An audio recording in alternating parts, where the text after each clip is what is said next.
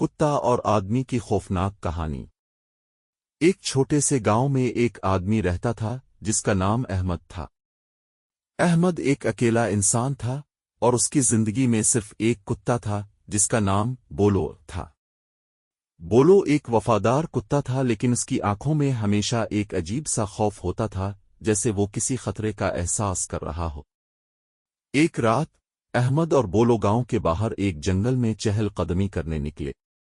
چاند کی ہلکی ہلکی روشنی میں جنگل کی خاموشی چاپ چاپ کر رہی تھی۔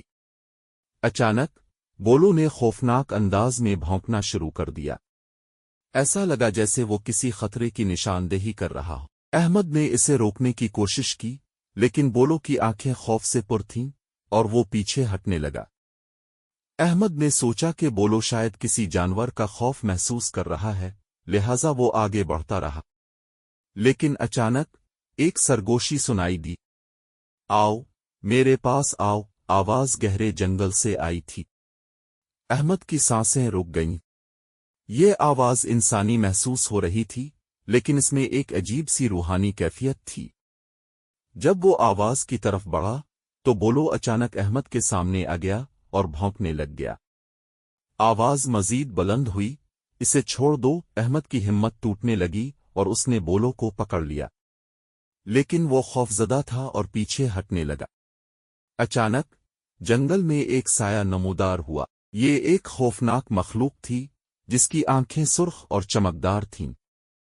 اس کی شکل انسانوں جیسی تھی، لیکن وہ کچھ عجیب تھا۔ احمد نے بھاگنے کی کوشش کی، لیکن اس کا دل تیز تیز دھڑک رہا تھا۔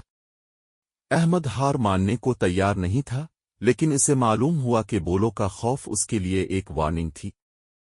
بولو نے احمد کو اپنے ساتھ کھینچتے ہوئے واپس موڑنے پر مجبور کیا۔ جب وہ واپس بھاگ رہے تھے، سایہ تیزی سے ان کے پیچھے آیا، لیکن بولو نے ایک زوردار بھونک لگائی اور وہ سایہ اچانک غائب ہو گیا۔